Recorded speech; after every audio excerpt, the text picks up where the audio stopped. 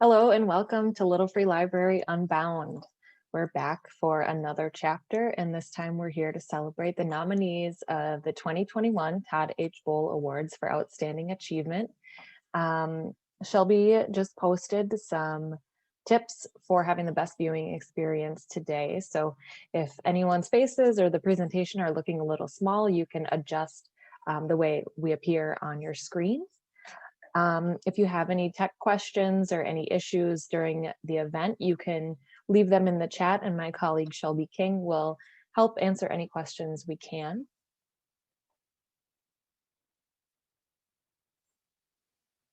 We will start out today like we do every month and have a poll to ask which best describes you. Are you a Little Free Library steward? You have your own Little Free Library. Are you a Little Free Library user patron who frequently uses Little Free Libraries? Or are you simply a fan of the movement and the organization and just here to check out what we have to offer today?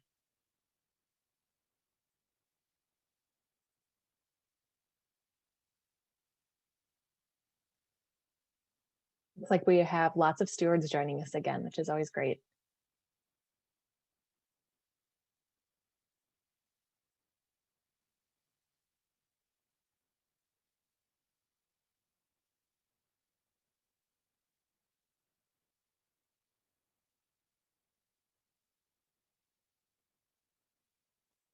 Awesome. So we're glad to have you here with us tonight.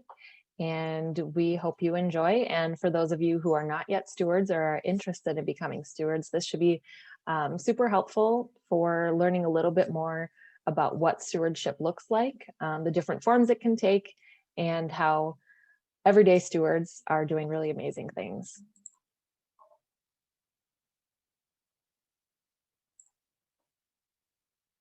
So for a little history on the Todd H. Bol Awards and our late founder, Todd Bol, we have Little Free Library board member Margaret Bernstein, who's here today to share Todd's story.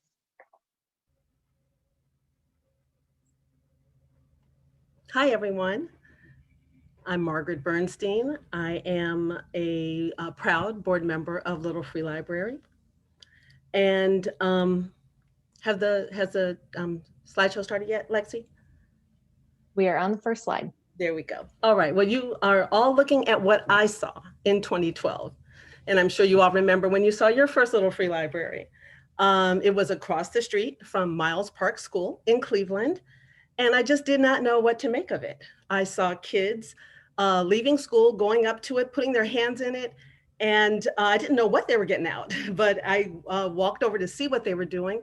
And sure enough, they were all clustered around it, saying that they were going to take a book home, read it that night, and come back the next day and get a new one. And honestly, I thought this was newsworthy. So I did write a column about it. And it was the first of many. And that gives you an image right there of the kids really enjoying the library. Again, I thought it was newsworthy just because Cleveland schools are your typical urban schools. They're underperforming in literacy. Many third graders not reading at grade level. And I just thought that this was amazing, that to see the enthusiasm that the library was generating among the kids. And so what was also fascinating to me is how readers responded. They wanted to know where to bring their books. They wanted to donate.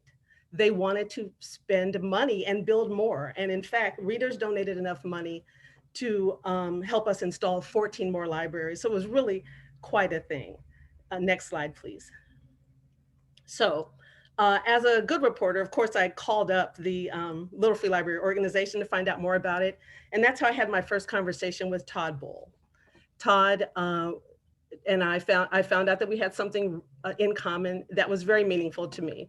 We're both the children of teachers. And in fact, that's the reason why Todd says that he created the first Little Free Library. It was a tribute to his teacher mom. And the more that we talked, because really I wanted him to know that these donations were happening and that there was going to be a movement afoot in Cleveland to install more, the more that we realized we both shared a desire to make sure every child had that same type of reading rich environment that we had. We felt so blessed to have had books at our fingertips when we were kids, but also that parent who took the time to read with us. Next slide, please. So I actually quit my job after I met Todd. And that happened really, I mean, it was time. The newspaper was downsizing, and I really felt the need to install more of these libraries. And Todd helped me. Todd would come to town 2 or 3 times a year. That's a photo of him in the middle installing a library at the Fatima Family Center in Cleveland. And we just started dreaming up what this could look like to create this movement around libraries. And this is in 2013, 2014. We reached out to the Cleveland Police Department. You see a photo there of one of the many gifts that he brought to Cleveland, and Todd brought us a tricycle with Little Free Library mounted on the back. He wanted the police officers to use it at community events, to just ride around, share books, and get to know the community kids. That sticker you see at the bottom is a cling that he had made for the police, for the patrol cars in Cleveland. He had this idea, which we instituted, where police officers would keep books on the back seat of their car. And when they just wanted to strike up a conversation and get to know neighborhood kids a little bit better, they could hand them a book. Next slide. So the more we worked together, the more we found that Little Free Libraries were doing in Cleveland just what I'm sure they're doing in every neighborhood that our stewards represent today on this call. They were engaging the community, and they were introducing people who did not know each other. That top photo is a picture, top right is a picture of a Catholic nun who installed a Little Free Library at their convent. And it really helped them meet neighborhood children and extend their outreach and get to know the families. And on the left, you just see a suburban mom who drove to inner city Cleveland and met me in a parking lot. Her kids had outgrown the books. She wanted to donate them to Little Free Libraries. And that happened all the time. Next slide. So the more that Todd visited, the more I toted him around Cleveland, introduced him to all school leaders and literacy leaders. That top photo is a picture of him meeting the director of our literacy cooperative in Cleveland. And we talked to Todd about the fact that Cleveland really was facing a literacy crisis. So was the whole state. Our legislators had enacted a law that said that all third graders would be held back in the third grade if they were not reading at grade level by the end of the year. And we knew that this was going to have a tremendous impact. Studies show that 75% of all low-income children are not reading at grade level in third grade. And so he took this to heart. He just noodled it around. He took this information home to Hudson, Wisconsin, where he lived, and he just kept thinking about it. You can show the next slide, please. And he called me and said that he'd come up with an idea. And we agreed that we would pilot it in Cleveland. And that was the concept of the Little Free Library neighborhood. He and I created this concept where we would choose a neighborhood. We chose Slavic Village in Cleveland, and just encourage the community to come together and have a family literacy event a month. Absolutely, family was the focus of this. Back to that same idea that we wanted to change the reading environment at home and make it reading friendly. That's what we promoted. We placed a Little Free Library at every school. Next slide, please. So this photo I'm sharing is really just one of my happiest memories, and just one of my favorite photos of Todd. We have placed these book collection boxes that he's holding in restaurants all over Slavic Village, so that people who wanted to know how they could help could just drive to one of those restaurants and drop their books off. We ended up installing 16 Little Free Libraries in Slavic Village during the course of that first year, and gave away 10,000 books at least. To me, that is the magic of Todd's invention. I think everyone on this call knows it. These charming little boxes are bringing together people and making them street soldiers for literacy. They empower stewards to do great things. Stay tuned on this Zoom and you will meet some amazing stewards who are doing just that. So we now have 5 Little Free Library neighborhoods in Cleveland. I've been happy to amplify that idea here. Todd passed away in 2018, but he did live to see the idea multiply here, and I'm really proud of that. To share just a little bit more of Todd's personality, he started picking up the phone and calling me when protests would break out in cities like Ferguson and Baltimore. He wanted just to talk and brainstorm ways that he and Little Free Library could step into this gap between the police and the community. He had this one idea, books of understanding. He ran it by me. Still haven't done it, but I'm going to, I promise you that. His thought was, what if people from different backgrounds met at a little free library to exchange books about their own culture, agree to read them, come back and talk again? Todd believed that reading breeds empathy, and he never discounted the possibility that sharing books could help people stop being haters and become allies. Todd was an idea person. He was the best idea person that I ever met. I see so many people carrying on his incredible legacy. And so that's why I'm sharing today. I feel like if you didn't get a chance to know him, I just want you to have a taste of what a quirky and infinitely caring person that he was. To all of our stewards, he wanted to meet and hug all of you. So on behalf of our board, we just share to you, thank you for carrying on in Todd's legacy. Thank you. Thank you so much for sharing that, Margaret. It's so amazing to be here to celebrate all of our wonderful stewards and Todd's incredible legacy, and having that context and that background for folks that are maybe new to the organization, or bringing it back for folks, the many, many folks who Todd met out on the road, I think is really special. So it's wonderful that we're able to do that. Next, I'd like to introduce our wonderful board chair, Anita Merina, and she's going to introduce some of our Todd H. Bol Award nominees. Hi, everyone. This is Anita Merina. Can you hear me okay? Is everything okay, Lexi? There you go. Hold on. Let me just make sure you can see me. I am so excited. This is always a very special moment for all of us with Little Free Library and the board, and those of us who knew Todd, like Margaret, myself, and others. Todd was a very special person and an inspiration for all of us. I'll do one quick second. And I met Todd when I was running Read Across America. And so our worlds collided, and it was just magic. And the minute I retired from NEA, he snatched me up to be a board member, which was a labor of love. And because of Todd, there were at least 12 and counting little free libraries in the small island province of Batanes in the Philippines, where my late parents are from. And those were done in tribute to them. And I'm happily also involved in helping do Little Free Library and Read in Color in the Washington, D.C. area. That's most of my time was spent in Washington, D.C. And it was magic. I also want to pay tribute to, in my article about him, he always said, look to the helpers. And he got that idea from India, where relatives would sit on the beds of those who are ill in hospitals to care for their loved ones.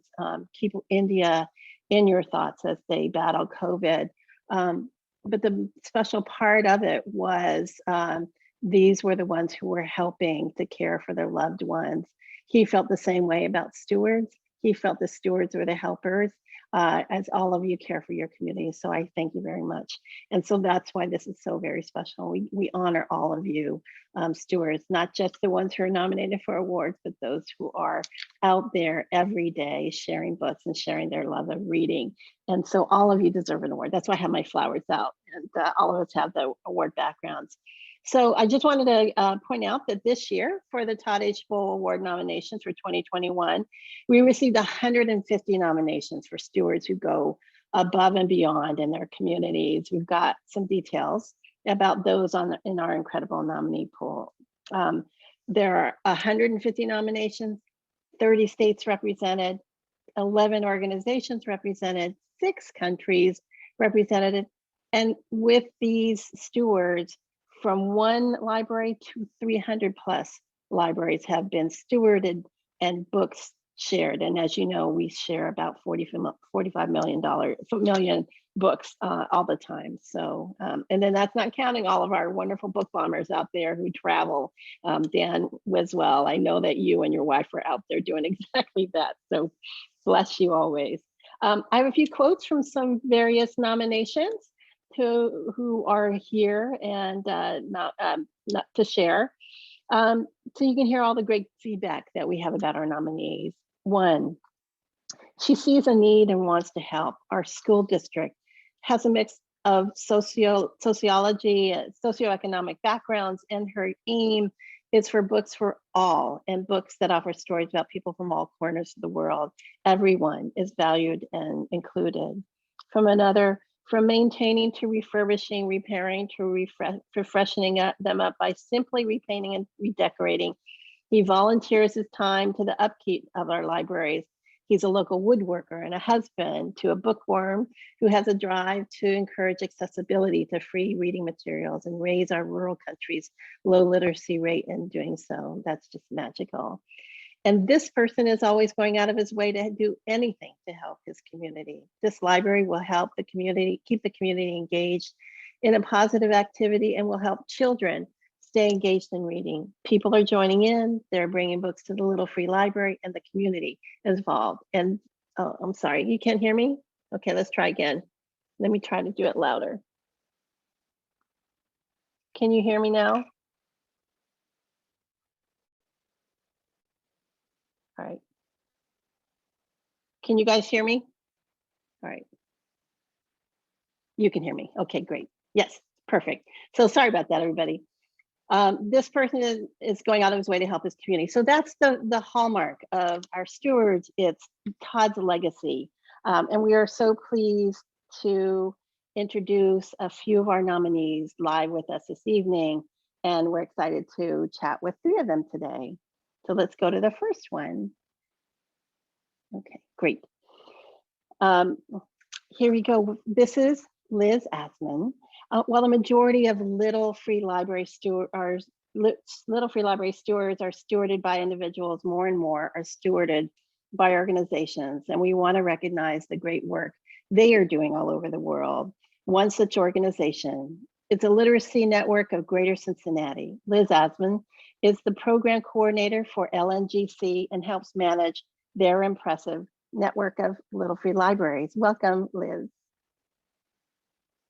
Hello, thank you for having me. So nice to see you here. Nice What we would like to do is let us have you tell us a little bit more about the Literacy Network of Greater Cincinnati and how you got involved in Little Free Library. Sure, yeah, absolutely. Can you guys hear me okay? All right. I can. All right, we are from Cincinnati, Ohio.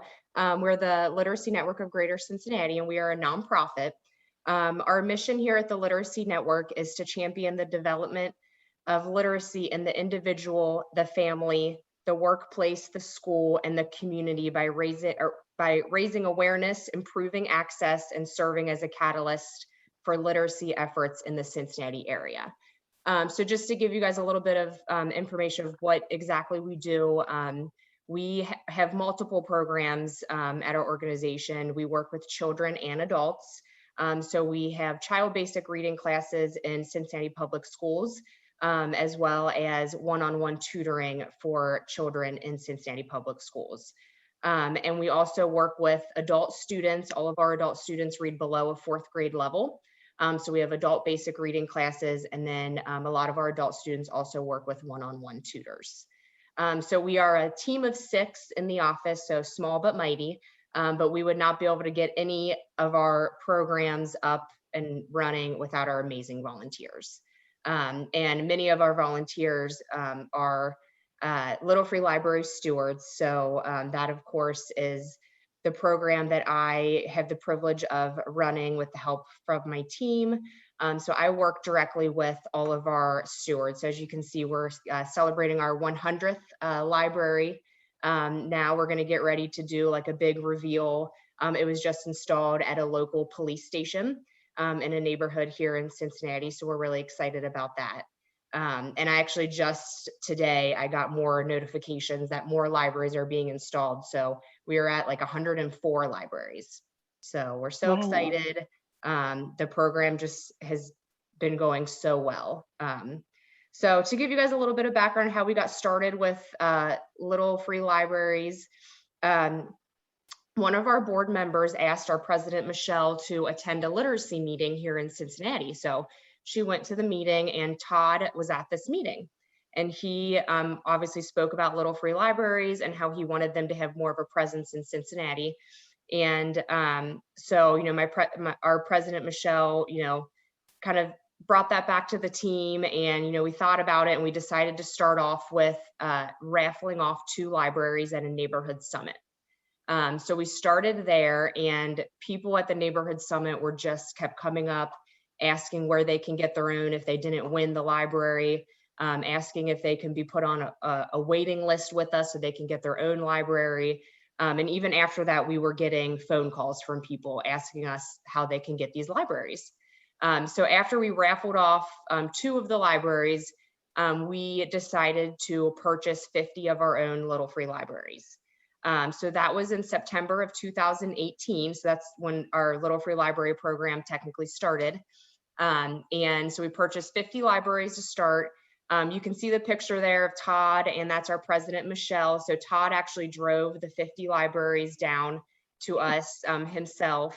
And my team said that he just was wonderful, and they just could not say any more wonderful things about him. So the day was fun. We got the news to come. The mayor was there. We got a local school to come to help unload all the libraries out of the truck.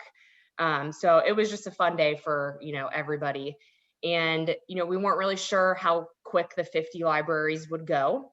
And I think they went a lot quicker than everyone expected, because before we knew it, we had another waiting list of anxious stewards who wanted to get these libraries into their neighborhoods. So about a year after that, we ordered 100 more libraries. So as I said, we're up to about 104 libraries installed now, and that is since the program started in September 2018. And all of our libraries are, we have them at schools, community organizations. We have a lot in parks throughout the city, and we have a lot of stewards who just have them in their front yard, which is great. So since we started our Little Free Library program, we've distributed almost 74,000 books throughout our libraries. And specifically since COVID in March 2020, we've distributed a little over 36,000 books.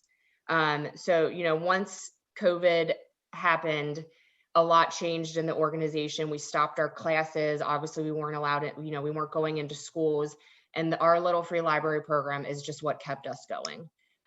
With the schools being shut down, the libraries being shut down, that is why we distributed so many books to our libraries. But it just made us feel just great, just knowing that we were still able to be getting children and adults books that they needed during such a hard time.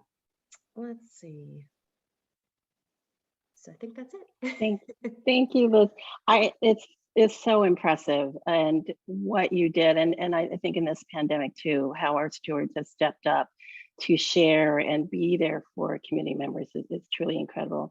So I have a fun question for you here: is what's been most surprising about working with Little Free Library stewards? Tell us what, a story or something that has really struck you about stewards. Yeah, I think just what has been most surprising to me and my team has just been how the libraries have been such a connector for us. We really kind of thought that we were just increasing book access into neighborhoods, but it has done so much more for us. We have been able to connect with other organizations and work with other, work with organizations throughout the community to do more than just provide them a library. While it's so wonderful that we can give them a library and provide the books for their library, we've been able to go out in the community and do even more. And just kind of meeting people in all of the neighborhoods, I think has been great for us. Yeah, and I think that's where Todd was, that was his vision, really, is creating community around book sharing. That's been the hallmark and what is so special. Tell us about, we know, COVID has been a tremendous challenge for everyone, but have there been other big challenges that you and your program have faced, and how did you or they overcome it? Are there things that you could also, that would be a point of advice for other stewards or organizations? What would you identify as something facing you? I would say one of our biggest challenges unfortunately has been libraries that have been damaged or vandalized. That has been a challenge, and obviously it's very unfortunate. And I think for us, what we try to do, to overcome that is work with the community to try to really find that those stewards who are truly going to take care of their libraries. And I know you could be that steward and something could still happen. It's very unfortunate when we put the libraries in the neighborhoods and we find out that the window's busted and books are everywhere. And but just kind of a recent story, there's been one specific library that we've had where this has happened multiple times. And, unfortunately, the steward kind of said, I can't do this anymore. So I was kind of looking around the neighborhood, reaching out to organizations, schools that were close by, saying, do you want to take over? Do you want to steward this library? Because if we didn't have anybody, we were just going to have to take the library out. And this was specifically in a neighborhood that we know they really needed the access to these books. So that was the last thing we wanted to do, was take the library out. So, my first step, like I said, really was just reaching out to schools and organizations in the area. And what ended up happening is, as I was waiting to hear back from some of these schools and organizations, I actually got a random email from somebody who has a mobile little free library. She said she just keeps books in her car. And she heard about us from another steward that we have. And she just was actually asking me if we could provide books for her mobile little free library. And I had said, absolutely, we can do that. And I asked for her address because I was going to drop the books off at her house. And her address was like a block away from this library. So I took the opportunity to actually be like, there's a library right down the street from you if you would like to be the steward of the library. And she accepted. And so I was so relieved that we didn't have to remove that library. So again, it's just an example also of just the wonderful stewards that we work with. Yeah, that's both serendipity, but also how a community pulls together. And, one reminder that, there is a Little Free Library Steward Facebook page to everybody who's listening, because they're often really, really helpful in finding one another, or if there's a need of books or something, so that is a big, big struggle for people who have to manage the libraries, and for all sorts of reasons these things happen. But it's communities can come together and support one another. Stewards definitely can do that. And we know it's hard, but we're all here for everybody who faces that. So tell me this is more personal. What did having books as a kid mean to you? So I think two things come to mind. The first thing, I think, having books as a kid, I just think of my mom and dad reading to me. So just spending time with my parents, not that we didn't spend time outside of reading books, but I was read to all the time as a kid. And I, remember my mom and dad reading to me and my siblings, and I loved when they would read books to us at night or, whenever. And I specifically remember when I was in third grade, once a week, a parent of a student got to come in and read books to the class. And I mean, I'll never forget how excited I was. I got to pick out my own book, and my dad got to come in and read it. So that was one of the things that comes to mind. And I think the other thing is I as a kid, remembering the books that I love and becoming attached to those characters, and just, carrying those books around and just, like I said, becoming attached to the characters. And, I kind of get to see that now in my own kids, which I love. My son is obsessed with Pete the Cat. I think we own every single Pete the Cat book. And he recently told me he wants his bedroom to be a Pete the Cat theme. That's just fantastic. That's really fun. So we have actually some new stewards or people who want to be stewards. What's your number one tip for new stewards?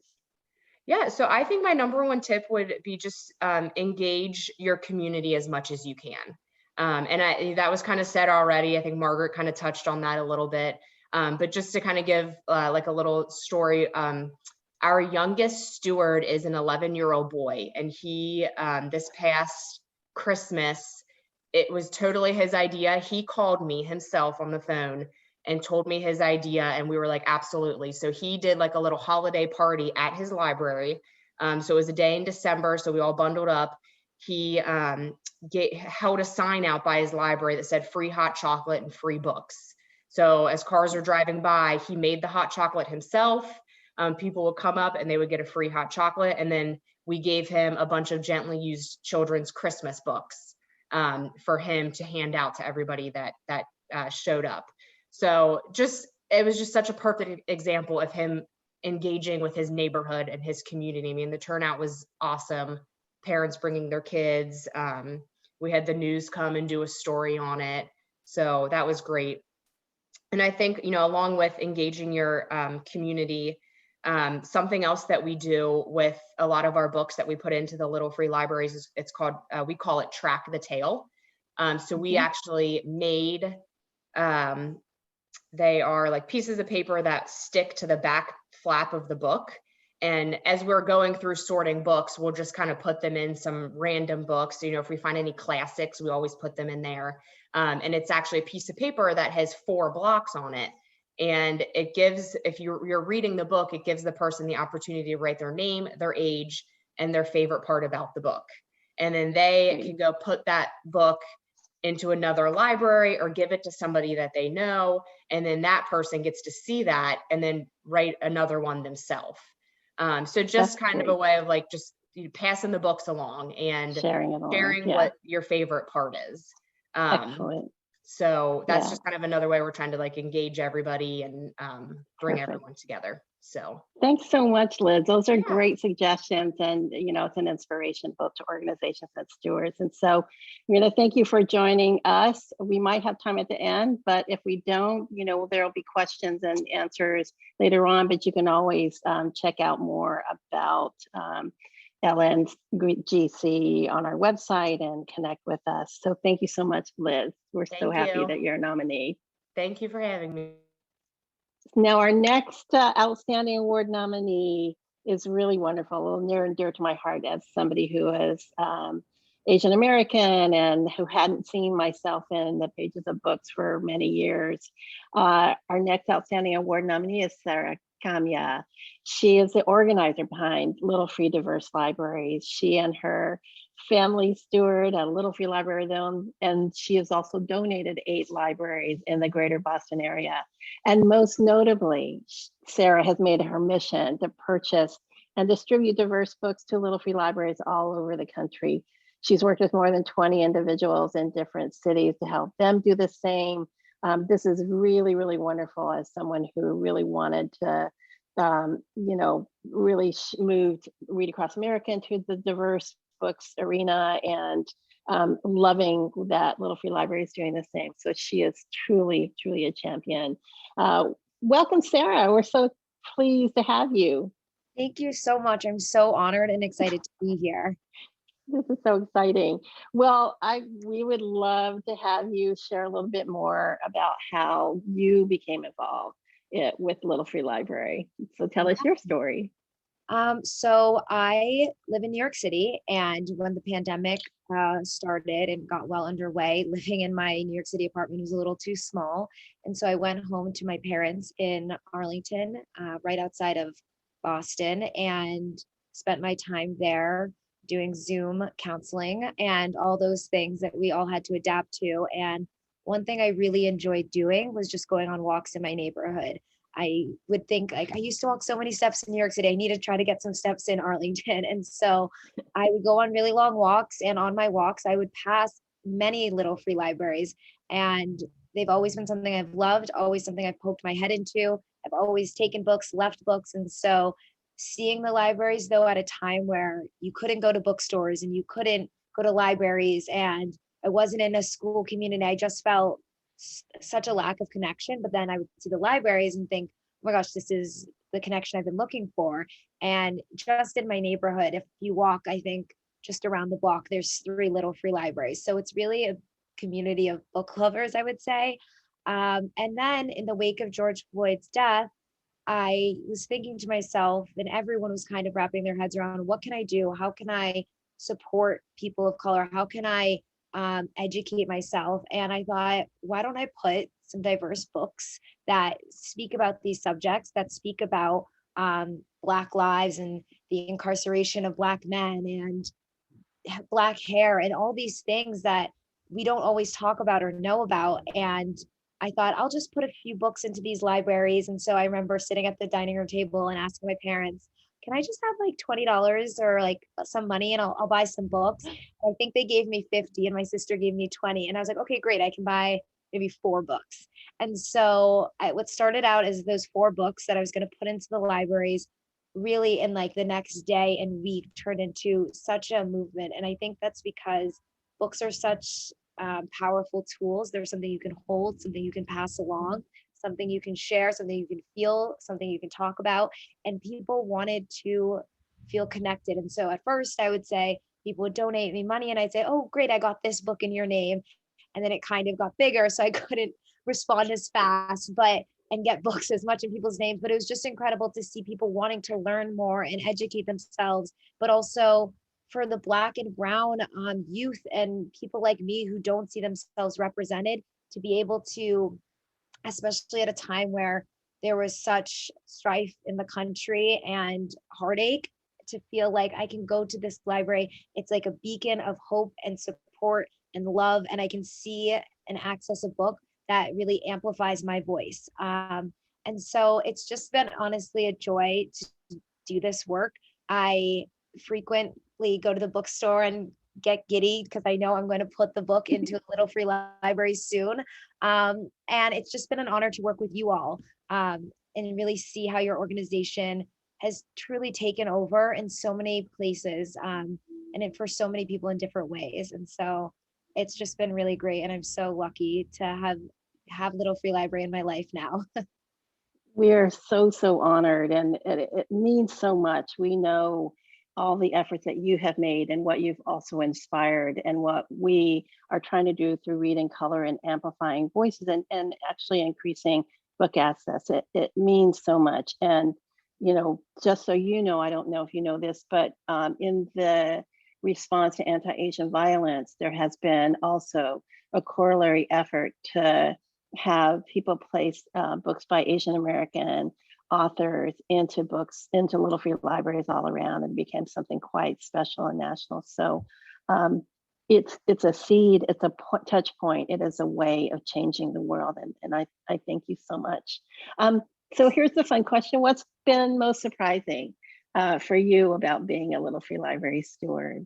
Well, I think the most surprising has been, you know, my community that I grew up in. I was probably the only African American girl in my class until middle school, and the town has changed and a lot of that has progressed, I would say. But going back home now, there's 7 elementary schools, I believe, and 3 out of the 7 have now installed a Little Free Diverse Library. And to me, that's such a special thing because it's what I didn't have growing up, but it's what is being planted and rooted in the grounds where I grew up and where I was a little girl who didn't feel supported. And there's so many other people. And like you said, for Asian Americans and Latinos and everyone in between, there's books that can speak to them and can really uplift them. And having spaces to do that is so important. So it's just been, I got an email the other week from another elementary school in my town saying, we're going to install one. And it made me feel so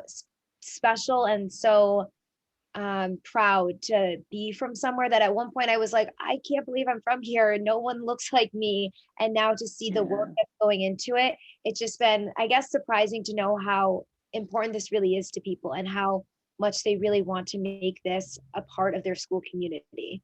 And they know, knowing, that point about being seen and being heard, but also for those who are not of the same community, learning about the other community, that's also, you know, just so special. It is how, I think what Margaret touched on with the conversations with Todd, with all of us about books of understanding, it is a path, it is a real belief. And I think this is another part of his legacy that we are, you know, truly pursuing and trying to put in place.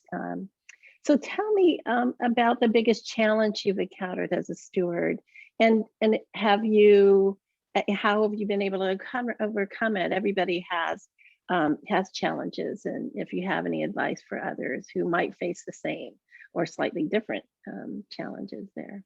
Yeah, I think a challenge is just providing books to so many people became a challenge because I got so into it. And then I was like, oh my gosh, I'm sending books to so many people and making sure that everyone gets their books and the books are, intact. And it's been a challenge because when you start something, you want it to go well, and you want it to reflect, the work that everyone's doing. And so it's been challenging working with so many people, but in the most exciting ways, because you realize so many people want to be a part of this movement, want to be a part of sharing books. But it can be challenging knowing that, you're responsible for getting books to so many people and how they get there and what they want to see and what the books they want. And just all those different little things that go into making this happen has been challenging. And also knowing how many people want this and not being able to access everyone or get everybody the books has been a challenge too, because I feel like if I could, I would give everybody a library, I would give everyone a book. And so it's challenging not to. And then another challenge just from my family's perspective, we have a little free library and it's on the route to the elementary school, and just balancing the books that people want. At first it was very adult book heavy, which was wonderful, but then the kids were missing. And then we had a lot of kids books, but then adults were wanting books. And so I think it's just finding that happy medium with your library, feeling the ebb and flow of who's coming in, what they're taking, what they like. Oftentimes if a children's book goes, a parent or a family member might also take one. So knowing, okay, 2 books might come out. And so it's just been kind of a fun game. And also I'm not home, so my mom always is texting me, telling me updates. So it's challenging not being able to steward my own library some days, but my mom is wonderful. She texts me all the time telling me what books are being taken out, books are being returned, but it can be challenging monitoring just the books that come in and out and making sure that there's significant selection. Yeah, no, that's really true. It's hard to keep up, especially if you're doing multiples and you're trying to just, trying to maintain. And it's always, it's an ebb and flow, as you said. It's really something. Tell me what did books mean to you? What did having books mean to you as a kid and growing up? Yeah. I always read with my family. It was just a thing at night. We would read chapter books. I was a big Junie B. Jones and Series of Unfortunate Events. Those were really big for me, just reading those chapter books. And then also we did when I was in elementary school, there was a reading buddy program. So I remember when you were in 5th grade, you would read to elementary students, and that was such a significant time. And I work with kids, and I think that was also probably the beginning of me thinking, I love working with younger kids. I love helping, foster growth and development and exploration with younger children. And so I think I just learned that books have such a connection, because you can be telling a story, feeling yourself in the story, dreaming about if you were in the story, fantasizing about, the crazy day that these characters have. And I think that that's what books do. You can get lost in them. And so they mean a lot. I have very vivid memories of sitting on the library floor at the Arlington Public Library with books all around me. And it was special this summer. I got to Zoom with them, and I shared with them how significant that place was for me. And the love of reading is so important. And I see that in my students, when they love a book can do so much. If someone's feeling upset, if someone's feeling happy, we always go to the book. And so continuing just to foster a love for reading is so important to me and in my work with the students I work with. And it's the same with adults too. My husband is finding, he's grabs a dictionary because he's found something in a mystery book that he's found. He goes, I got to figure out what that means, or, a story to be told. So, and I think that for those who are struggling readers too, there are books out there. There are ways to share books that will always be meaningful in whatever capacity. And I think the book talk is always fun, and ways in which you can do that. And it's a very precious thing. What's your number one tip for new stewards? What would you like to advise them? I think to not be afraid of all the possibilities that can come from your library. I think that I remember when we had the library reveal, there were community members that saw me when I was little that just passed by and got to see me again revealing this library, and just feeling such a community connection and knowing what it could do and the people it can connect you with. The people who have the library around the corner from us, we're now close with and feel connected to in a different way. And I think that when you have your library, it's one thing to just have it there, to fill it with books, but it's what comes after and who it touches, and being open and willing to let people in other ways. I think that you may have not before, and see the possibilities of where it can go. If you feel the library is touching you and seeing it touch other people, maybe you bring it to the school board, or maybe you bring it to your workplace, and find other ways, or just share that love for community connection. I think that that's, the goal, and something that we can all say maybe we missed for a while. And so not feeling limited to just it, wherever it is, feeling like the library can go with you in other ways. Right. Yeah. Thank you so much, Sarah. It really is true. There's such a magic and such a point of connection. We're so honored that you have joined us, and that you found that Little Free Libraries has been an avenue for you to share what you love, and that's a real joy. We may connect with you later, but just know we'll always be in touch. I think the other thing is that no question about Little Free Libraries or what you want to do is ever, it can't go unanswered. It's something that somebody has probably asked before. And so we were all here as stewards, as supporters, to answer questions, to share books, to do an exchange. So thank you so much, Sarah. We appreciate your contribution to our diverse book reading list, for your efforts to amplify diverse voices, and so proud to work alongside you in your mission as well. Thank you. And our best to your parents, who are, your ultimate stewards. Yes, they're here. All right. Thank you. Thank you so much. And last, but certainly not least, we have Katie Stuart from Poulsbo, Washington. I'm sorry, Katie, that was a little mistake on my part.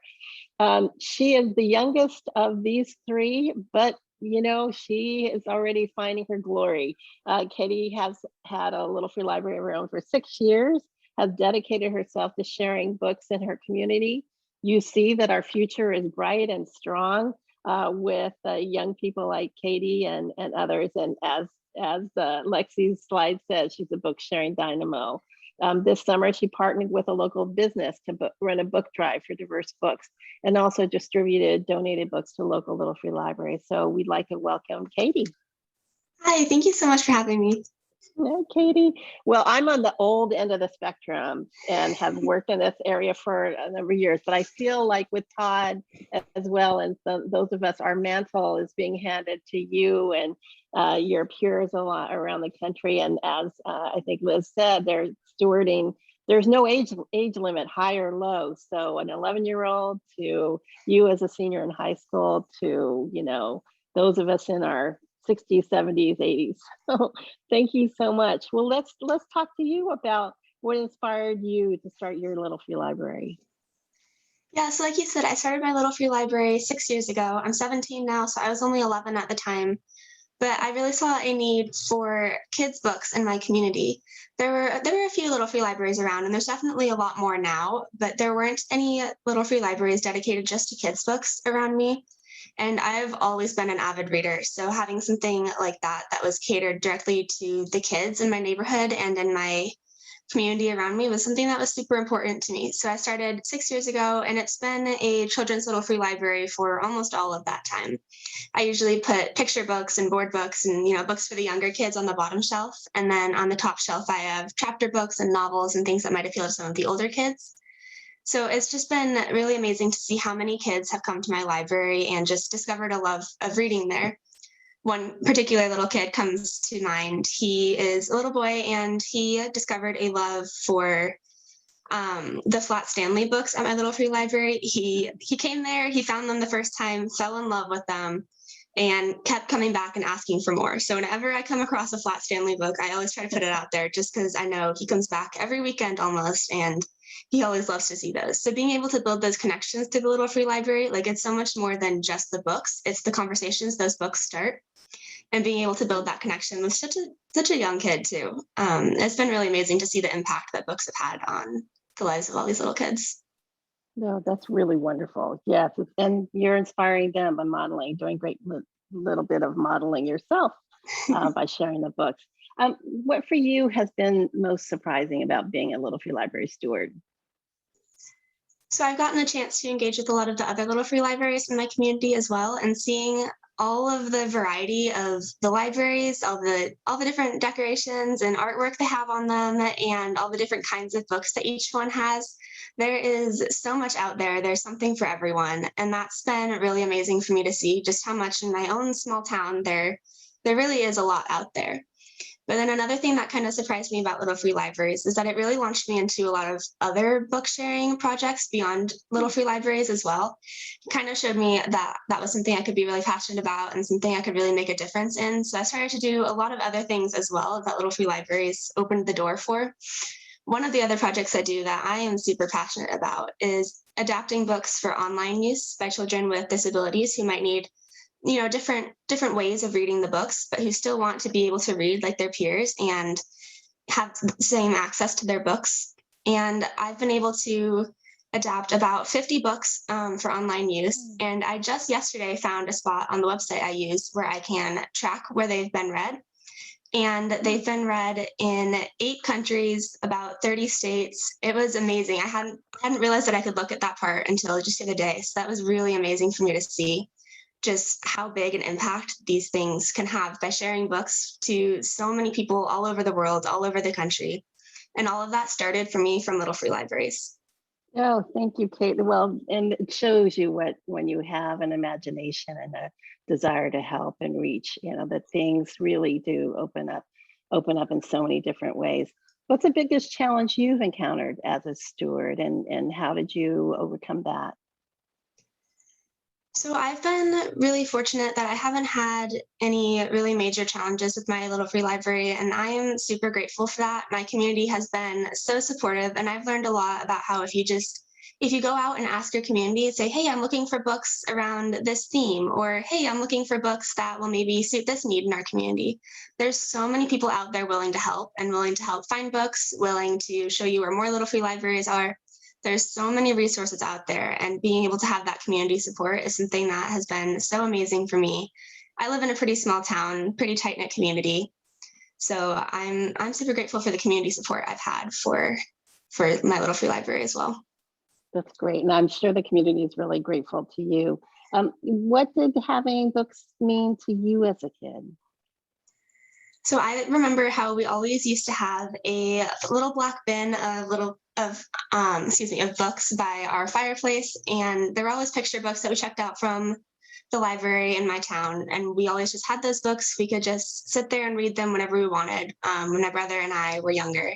And that was just something that sticks out in my mind a lot, and how reading was always so important to me and my family, and still is. My brother and I are both we always love to read. So being able to have books so accessible from such a young age I'm really fortunate and really grateful that I had that opportunity. And being able to spread that through Little Free Libraries and serve the other children in my neighborhood in particular. There's a couple of kids up the street who come down so often, every couple of days. They're always riding their little bikes down here. It's the cutest thing. Okay. Just having books was always something that I really didn't realize that not everyone had access to when I was really young. So being able to, as I get older, to see that need and see how I can help meet that need in other places is something that I've really learned a lot about and grown with. And I'm super grateful that I've been able to do that through Little Free Libraries. Oh, that's terrific, Katie. It's so important. Do you have a tip for new stewards? Anything you'd like to give in the way of advice for them? I think, like I said earlier, there is so much community support out there if you just know where to look.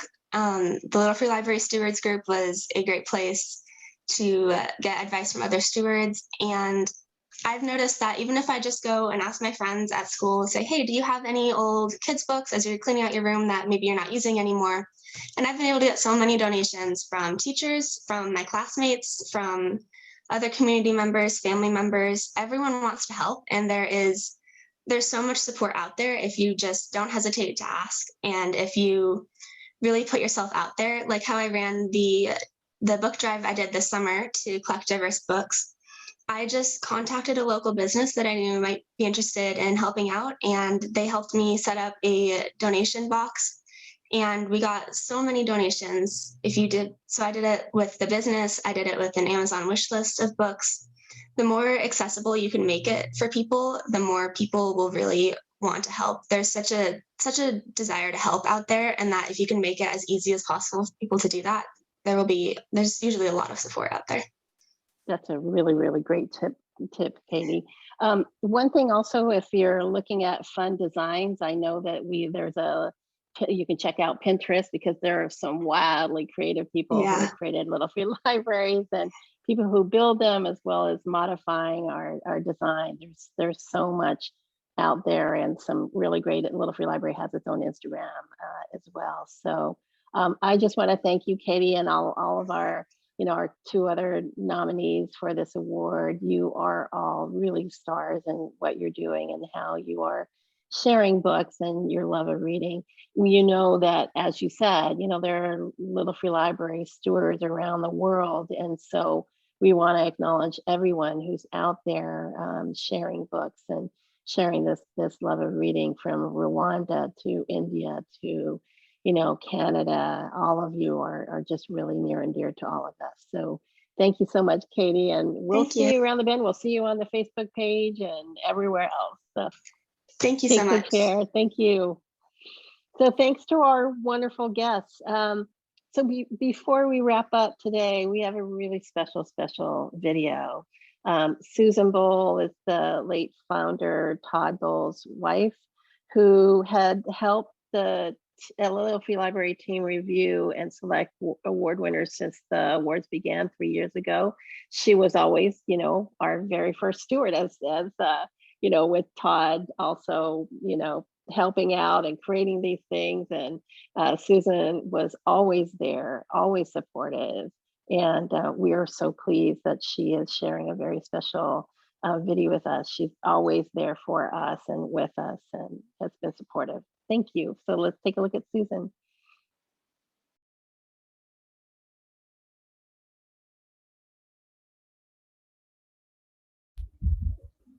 Hello, I'm Susan Bol, and my husband was Todd Bol, the late founder of Little Free Library.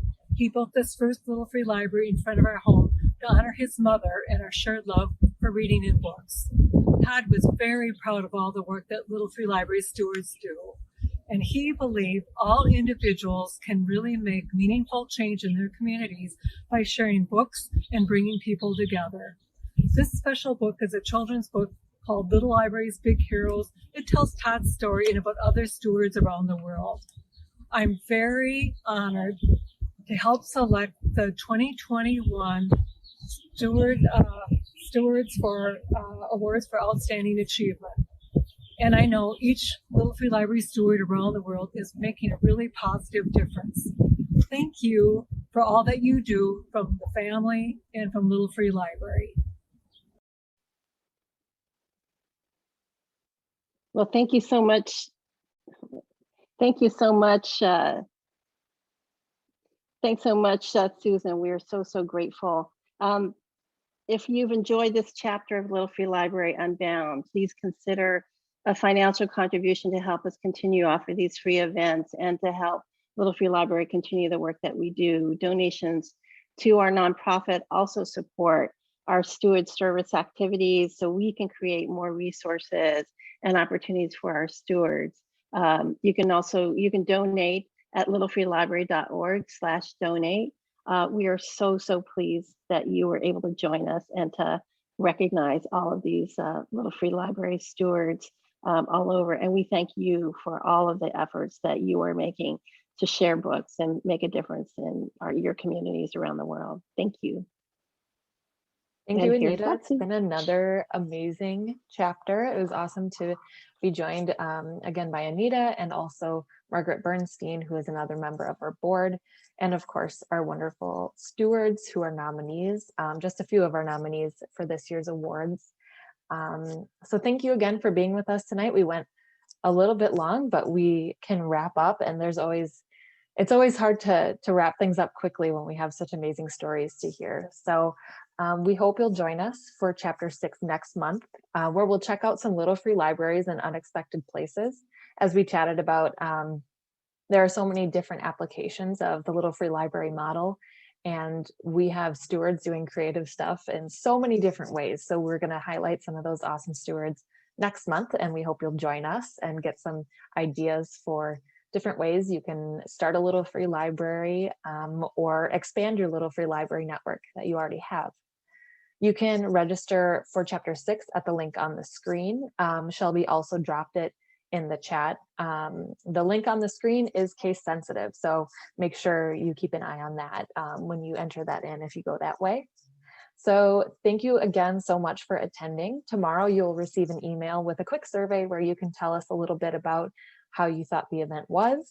And if you fill that out, you can be entered to win one of 10 copies of Little Libraries, Big Heroes, the book Susan Bol shared in her video, which tells the story of Todd and how he got Little Free Library started. And if you haven't already, we encourage you to follow Little Free Library on our social media accounts. We're on Facebook, Twitter, Instagram, LinkedIn, and we always post about events, different giveaways we do, and of course, updates about Little Free Library Unbound and what you can expect to hear from us, including news just about our organization and different projects and programs we're working on. Shelby has dropped